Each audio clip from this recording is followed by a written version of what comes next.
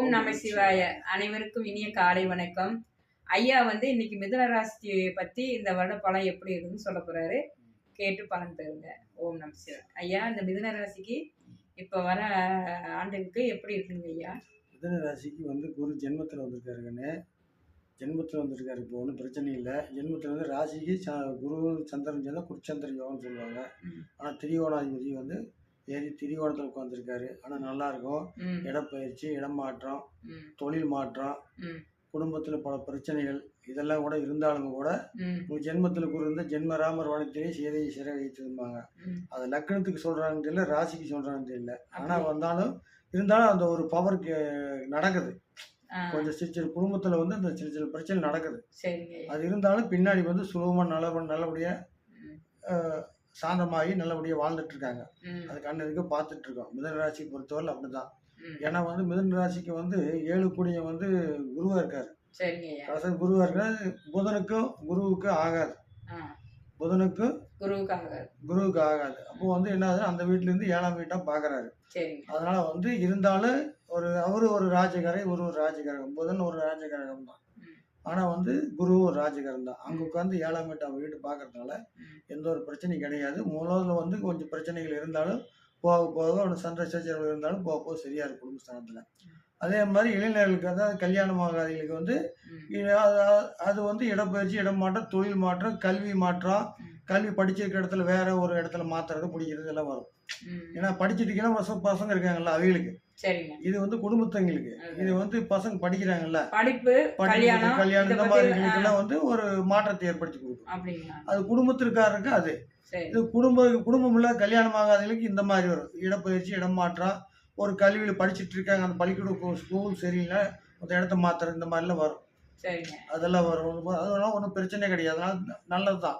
ஏன்னா இப்ப இருக்கிற இடத்துல வேற பக்கம் போனாலும் கொஞ்சம் இம்ப்ரூவ்மெண்ட் ஆகும். இப்ப அங்க படிச்சது சுலோ படிச்சாலும் இங்க வேற பக்கம் மாத்துக்குள்ள அவனுக்கு இடம் மாற்றக்குள்ள அவனுக்கு ஒரு மாற்றத்தை ஏற்படுத்தி கொடுக்கும். அப்போ கல்வி ஞானம் வரும். கல்வி. ஆமா. திருமணம் எல்லாம் நடக்குங்க. ஒன்றும் பிரச்சனை இல்லை. 7ஆம் பாதி மிதுன ராசிக்கு 7ஆம் இடத்தை பாக்குறாரு. நல்லா இருக்கும். உனக்கு திருமணம் நடக்கும். தொழில் வாய்ப்பு நல்லா இருக்கும். இடமாற்றம், இடப்பயிற்சி, தொழில் முன்னேற்றம். சில பேர் வீடு கட்டுறதுக்கு யோகம் இருக்குதான்னு கேக்குறாங்க. கண்டிப்பா இருக்கு. தொழில் மாற்றம் எல்லாம் கண்டிப்பா நடக்கும். இந்த வருஷம் பயிற்சி நல்லா இருக்கும். ஆனா அவங்க வணங்க வேண்டிய தெய்வம் என்னங்க? வணங்க வேண்டிய தெய்வம் இன்னைக்கு மிதுன ராசிக்கு புதன் தான். புதன் ராசி, அது புதன் தான். புதனுக்குள்ள ஏழுமலையான் தான். ஆமா, மகாவிஷ்ணு தான். எல்லாரும் இதான் சொல்றாங்க. ஆனா திருப்பதி தான் மெயின். ஒவ்வொருத்தரும் ஒவ்வொரு டேனல்ல வச்சு சொல்லிட்டு இருக்காங்க. இப்ப நம்ம அனுபவபூர்வமா நான் சொல்றது எப்பவுமே திருப்பதி தான். மிதுன ராசி, கன்னி ராசிக்கு திருப்பதி தான். வேற எந்த ஒரு இது இல்லை. ஒவ்வொரு ஜாதகரும் ஒவ்வொருத்தர் படிச்சது ஒவ்வொரு சொல்றாங்க. நமக்கு விவரம் தெரியும். அனுபவபூர்வமா நான் சொல்றது மிதுனத்துக்கு கன்னிக்கு ரெண்டுமே ஏழுமலையான் தான். அது எப்பவுமே நல்லா இருக்கும். ஒன்றும் பிரச்சனை இல்லை. அந்த கோயிலுக்கு திருப்பதி போயிட்டு வந்தா வேலை முடிஞ்சது. எந்த கோயிலுக்கு போகணும். மிதுன ராசிக்கு திருப்பதி தான் போயிட்டு வரோம்னு சொல்றீங்க. திருப்பதி போயிட்டு வந்தா ஒரு மாற்றம் வரும். சரிங்க ஐயா. இது மிதுன ராசிக்கார நேயர்களே, அப்பா மிதுன ராசிக்கான பலன் சொல்லியிருக்காங்க. நீங்க மிதுன ராசிக்கான பலன் நீங்க வீடியோல போய் பார்த்து தெரிஞ்சுக்கீங்க.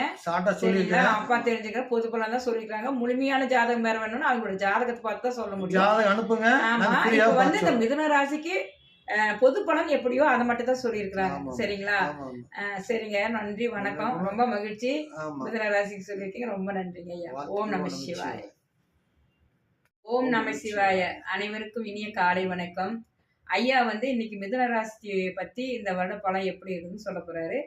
கேட்டு பலன் பெறுங்க. ஓம் நம சிவாய. ஐயா, இந்த மிதுன ராசிக்கு இப்ப வர ஆண்டுக்கு எப்படி இருக்குங்க ஐயா? மிதுன ராசிக்கு குரு ஜென்மத்தில் வந்திருக்காருங்கன்னு. ஜென்மத்தில் வந்திருக்காரு. இப்போ ஒன்றும் பிரச்சனை இல்லை. ஜென்மத்தில் ராசிக்கு குரு சந்திரன் சேர்ந்தா குருச்சந்திர யோகம்னு சொல்லுவாங்க. ஆனால் திரியோணாதிபதி ஏறி திரியோணத்தில் உட்காந்துருக்காரு. ஆனால் நல்லா இருக்கும்.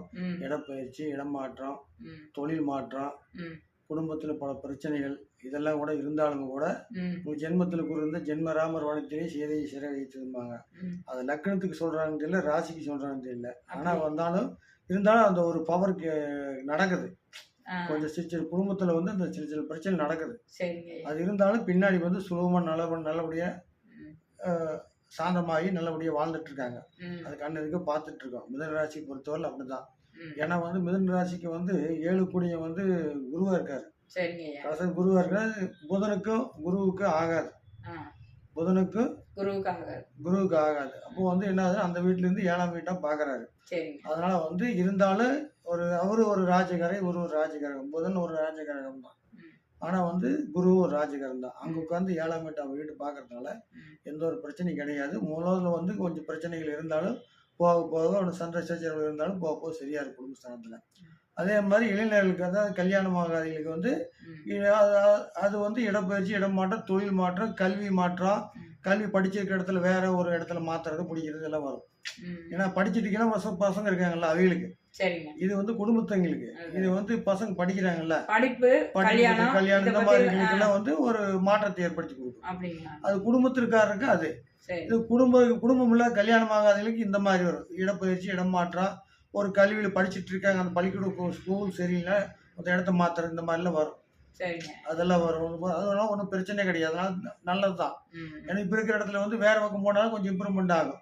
இப்ப அங்க வந்து படிச்சது ஸ்லோ படிச்சாலும் இங்க வேற பக்கம் மாத்துக்குள்ள அவனுக்கு வந்து இடம் மாற்றக்குள்ள அவனுக்கு ஒரு மாற்றத்தை ஏற்படுத்தி கொடுக்கும். அப்போ வந்து கல்வி ஞானம் வரும். கல்வி. ஆமா. திருமணம் திருமணம் நடக்குங்க, ஒன்றும் பிரச்சனை இல்லை. 7ஆம் பாதி மிதுன ராசிக்கு 7ஆம் இடத்தை பாக்குறாரு, நல்லா இருக்கும். உனக்கு திருமணம் நடக்கும். தொழில் வாய்ப்பு நல்லா இருக்கும்.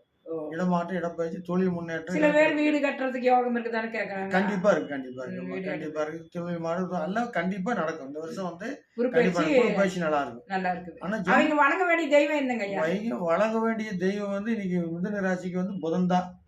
புதன் ராசி, அது புதன் தான். புதனுக்குள்ள வந்து ஏழுமலையான் தான், மகாவிஷ்ணு. ஆமா, மகாவிஷ்ணு தான். எல்லாரும் இதான் சொல்றாங்க. ஆனா திருப்பதி தான் மெயின். ஒவ்வொருத்தரும் ஒவ்வொரு டேனல்ல வச்சு சொல்லிட்டு இருக்காங்க. இப்ப நம்ம அனுபவபூர்வமா நான் சொல்றது வந்து எப்பவுமே திருப்பதி தான். மிதுன ராசி, கன்னி ராசிக்கு திருப்பதி தான். வேற எந்த ஒரு இது இல்லை. ஒவ்வொரு ஜாதகரும் ஒவ்வொருத்தர் படிச்சது ஒவ்வொரு சொல்றாங்க. நமக்கு விவரம் தெரியும். அனுபவபூர்வமா நான் சொல்றது வந்து மிதுனத்துக்கு கன்னிக்கு ரெண்டுமே வந்து ஏழுமலையான் தான். அது வந்து எப்பவுமே நல்லா இருக்கும். ஒன்றும் பிரச்சனை இல்லை. அந்த கோயிலுக்கு திருப்பதி போயிட்டு வந்தா வேலை முடிஞ்சது. எந்த கோயிலுக்கு போக வேண்டிய மிதுன ராசிக்கு திருப்பதி தான் போயிட்டு வரணும்னு சொல்றீங்க. திருப்பதி போயிட்டு வந்தா ஒரு மாற்றம் வரும். சரிங்க ஐயா. இது மிதுன ராசிக்கார நேயர்களே, அப்பா வந்து மிதுன ராசிக்கான பலன் சொல்லியிருக்காங்க. நீங்க மிதுன ராசிக்கான பலன் வந்து நீங்க வீடியோல போய் பார்த்து தெரிஞ்சுக்கீங்க. சரிங்களா? அப்பா தெரிஞ்சுக்கிற பொது பலன் தான் சொல்லிருக்காங்க. முழுமையான ஜாதகம் வேற வேணும்னா அவங்களோட ஜாதகத்தை பார்த்து தான் சொல்ல முடியும். ஆமா. இப்ப வந்து இந்த மிதுன ராசிக்கு பொது பலன் எப்படியோ அதை மட்டும் தான் சொல்லியிருக்கிறாங்க. சரிங்களா? சரிங்க. நன்றி, வணக்கம். ரொம்ப மகிழ்ச்சி. மிதுன ராசிக்கு சொல்லியிருக்கீங்க. ரொம்ப நன்றிங்க ஐயா. ஓம் நம சிவாய.